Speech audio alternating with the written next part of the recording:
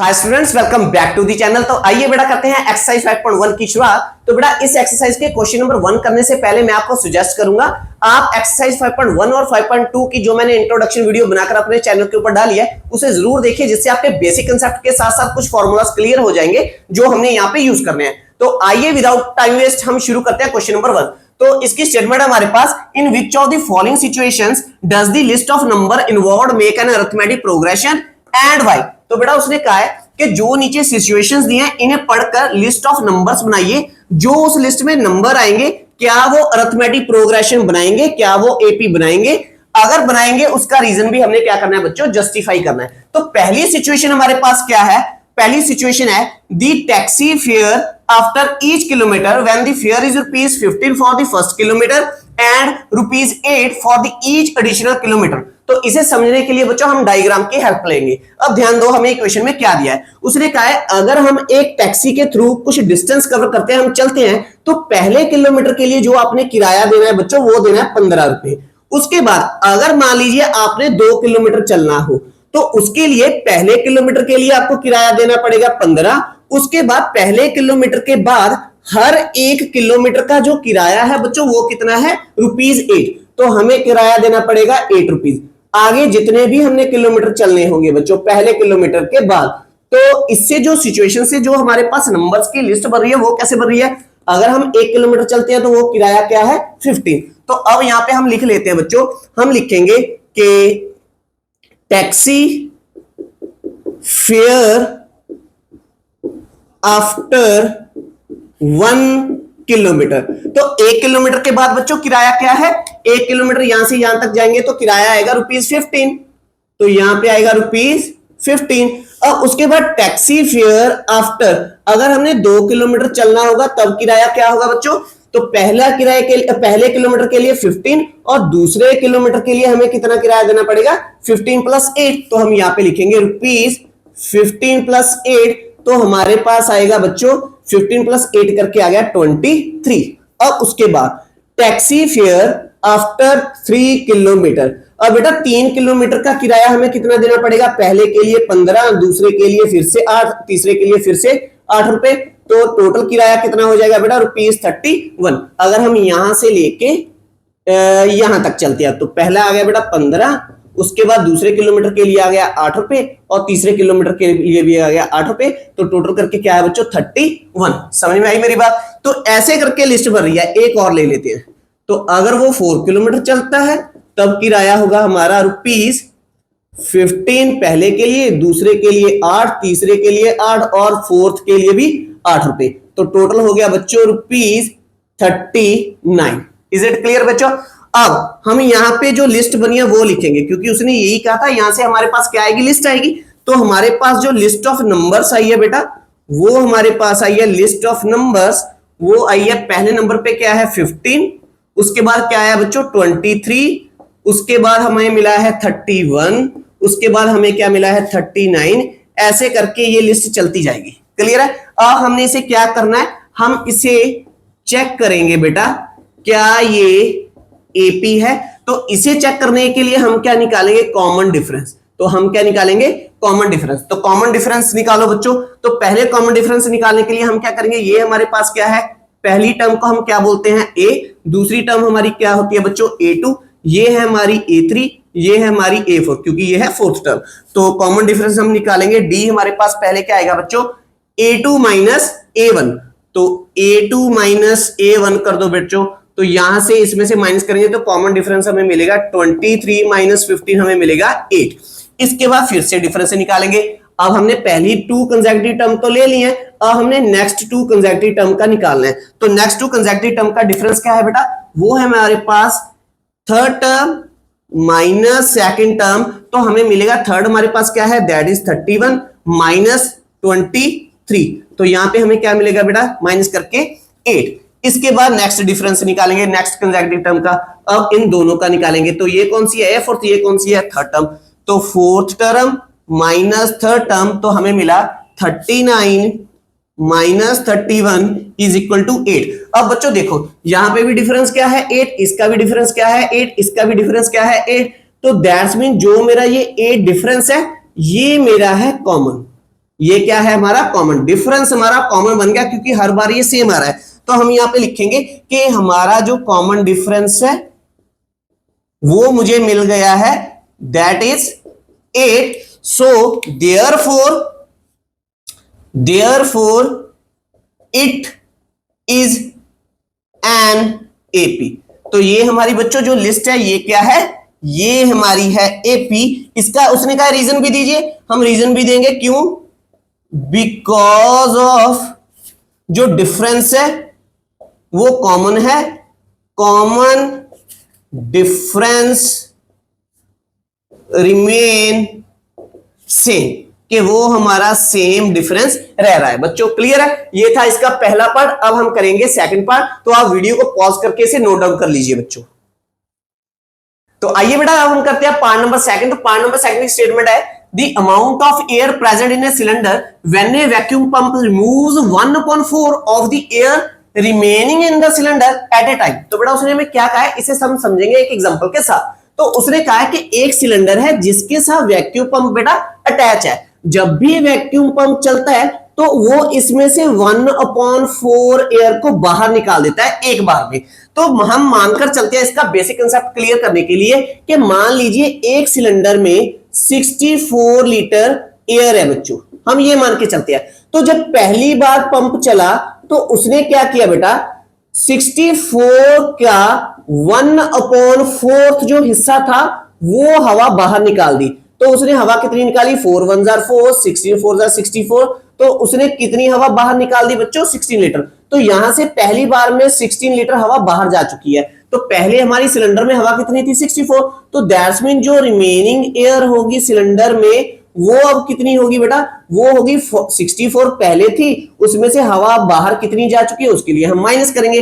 तो वो कितनी गई है बेटा, 16। तो हमें माइनस करके क्या आ गया, 48। ऐसे करके वो कह रहा है कि हमारी लिस्ट बनती जाएगी। अब जब दूसरी बार पंप चलेगा, अब सिलेंडर में हवा कितनी है, 48। जब हम दूसरी बार पंप चलाएंगे तो सिलेंडर में हवा कितनी रह जाएगी, जो प्रेजेंट एयर थी उसमें से हम माइनस कर देंगे जो एयर उसने रिमूव की है, रिमूव्ड एयर। तो वो कितनी की है, 1/4 किसका करेगा, जो सिलेंडर में अब प्रेजेंट है वो कितनी है, 48। तो यहाँ पे क्या आ गया, 48। तो ऐसे करके कुछ कंसेप्ट चल रहा है बच्चों। अब यहाँ पे हमें ये तो दिया नहीं है कि सिलेंडर में हवा कितनी है, तो हम मानकर चलेंगे 64 लीटर की जगह पे कि उसमें एयर प्रेजेंट कितनी है, V।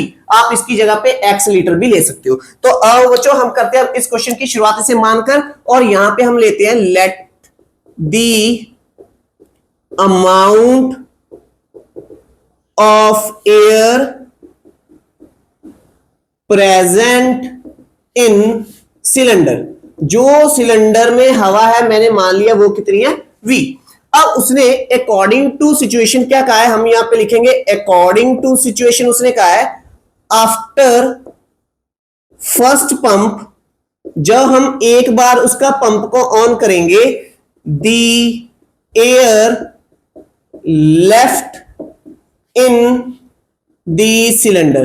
तो सिलेंडर में बच्चों कितनी हवा रह जाएगी जब हम एक बार पंप को ऑन करेंगे, तो वो क्या करेगा, जितनी भी प्रेजेंट एयर है सिलेंडर में उसमें से निकाल देगा किसका, 1/4 किसका, प्रेजेंट एयर का। तो हमने यहां पे लिख लिया प्रेजेंट एयर का 1/4 हिस्सा क्या हो जाएगा मेरे बच्चों, रिमूव हो जाएगा। क्लियर है। अब ध्यान दीजिए, प्रेजेंट एयर कितनी है, V माइनस, और उसने रिमूव कितना कर दिया, 1/4 of present air. Present air कितनी थी, V। तो यहां पे भी क्या आ गया, V। तो V मींस वॉल्यूम, तो मैंने वॉल्यूम लिया बच्चों। तो इसे सिंप्लीफाई करके देखेंगे हमारे पास अब एयर कितनी बची है जो सिलेंडर में है। तो इसके लिए हम बेसिक कंसेप्ट अप्लाई करेंगे, तो हम इसका एलसीएम लेंगे। तो एलसीएम लेने के लिए बच्चों आप क्या करोगे, पहले तो यहां पे कर लो 1 को V से मल्टीप्लाई करेंगे तो यहां पे क्या आएगा बच्चों, V। क्लियर है। अब हम इसका डिनोमिनेटर सेम करेंगे, यहां पे डिनोमिनेटर क्या है, 4, इसका भी डिनोमिनेटर 4 बनाएंगे। इसे मल्टीप्लाई कर दो 4 को नीचे और 4 को मल्टीप्लाई करेंगे ऊपर। तो मेरे पास यहां से क्या आएगा बच्चों, यहां पे मुझे मिलेगा 4V/4 माइनस V/4। अब हमारा डिनोमिनेटर सेम है, एलसीएम हमने ले लिया, यहां पे आ गया 4V डिनोमिनेटर में माइनस V, तो हमें मिला बच्चों 3V/4। तो अब प्रेजेंट एयर कितनी है बेटा, फर्स्ट पंप के बाद 3V/4। Is it clear. अब एक बार और करके देख लेते हैं, वरना हमारा क्वेश्चन बहुत बड़ा हो जाएगा बच्चों अगर हम इसे और सिचुएशन को डील करके नीचे नीचे निकालते जाएंगे। अब हम लिखेंगे आफ्टर सेकंड पंप, हम यहीं तक करेंगे सेकंड पंप तक, ठीक है। तो after second pump the air left in the cylinder. अब मेरे प्यारे बच्चों अब मुझे बताओ सिलेंडर में कितनी एयर है, क्योंकि अब हमने क्या करना है, जितनी सिलेंडर में एयर बची है वो क्या है 3v/4, ये है प्रेजेंट एयर। इसमें से माइनस होगा कितना 1/4 का, 1/4 किसका करना है हमने प्रेजेंट एयर का, यहां पे क्या आएगा 3v/4 जो प्रेजेंट एयर थी। क्लियर है बच्चों, माइनस क्यों किया, क्योंकि हमने एयर को क्या कर दिया पंप को चलाकर उसे बाहर निकाल दिया, रिमूव कर दिया। क्लियर है बच्चों। अब ध्यान दो इसे हम सिंप्लीफाई कैसे करेंगे, यहां पे मुझे मिलेगा 3v/4 माइनस 3v को 1 से मल्टीप्लाई करेंगे हमें मिलेगा 3v, 4 4 जा 16, तो यहाँ पे है 16 यहाँ पे है 4। तो इसे सॉल्व करने के लिए फिर से हम क्या करेंगे, हमारा जो डिनोमिनेटर है मेरे प्यारे बच्चों उसे हम करेंगे इक्वल। तो डिनोमिनेटर को इक्वल करने के लिए इसे 4 से मैं मल्टीप्लाई करवाऊंगा नीचे भी और 4 से मल्टीप्लाई करवा दूंगा ऊपर भी। तो हमें अब मिलेगा, इसे रेज कर देता हूं, अब हमें मिलेगा इज इक्वल 4 3 जा 12, तो यहां पे आ गया 12v अपॉन 4 4 जा 16, फिर माइनस 3v अपॉन 16। अब इसे सॉल्व करेंगे, अब नीचे दोनों के क्या है 16, तो यहां पे आएगा प्यारे बच्चों 16, ऊपर आएगा मेरे पास डिनोमिनेटर में 12v माइनस 3v, तो मुझे मिलेगा 9v अपॉन 16। तो अब दूसरे केस में हमारे पास कितनी प्रेजेंट एयर है बच्चों, उसमें वो है हमारे पास 9v अपॉन 16। तो मैंने इसे सर्कल कर लिया क्योंकि यहां से मेरे पास बच्चों अब लिस्ट बनने वाली है, एक ये आएगी और दूसरे नंबर पे लिस्ट में ये आएगा और पहले नंबर पे लिस्ट पे ये आएगा, ठीक है। तो यहां पे जो लिस्ट बनी है बेटा, क्योंकि अब हमने ये चेक करना है क्या ये एपी में है, तो लिस्ट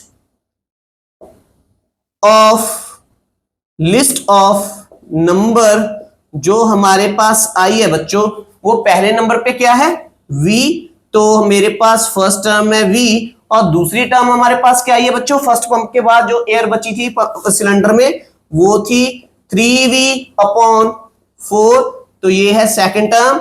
उसके बाद थर्ड टर्म हमने क्या निकाली है बच्चों, वो मेरे पास आई है 9v अपॉन 16, ये थी मेरे पास थर्ड टर्म। ऐसे करके ये चल रहा है। अब हमने ये चेक करना है क्या ये एपी है, इसे अब हमने करना है प्यारे बच्चों चेक। उसके लिए हम क्या करेंगे, डिफरेंस निकालेंगे। तो डिफरेंस निकालो, तो डिफरेंस निकालने के लिए हम लगाएंगे पहले फर्स्ट 2 कंसेक्यूटिव टर्म लेंगे। तो पहली 2 कंसेक्यूटिव टर्म कौन सी है बच्चों, a1 और a2। तो यहां से a2 माइनस a1 कर दो तो हमें मिलेगा 3v upon 4 minus v। Clear है।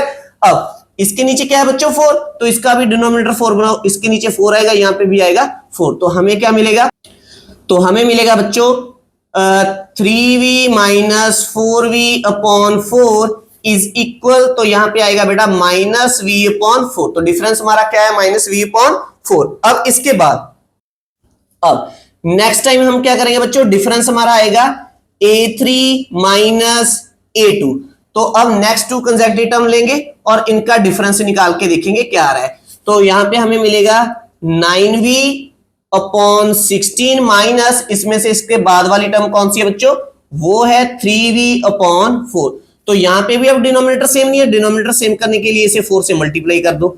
तो अब हमें मिलेगा 9v अपॉन 16 माइनस 4 3 जा 12v अपॉन 16 इज इक्वल, नीचे इन दोनों के 16 16 आ रहा है तो सेम आ गया डिनोमिनेटर, ऊपर मेरे पास आ गया 9v minus 12v is equal to 9v में से माइनस 12v करेंगे हमारे पास आएगा बच्चों माइनस का 3v अपॉन 16।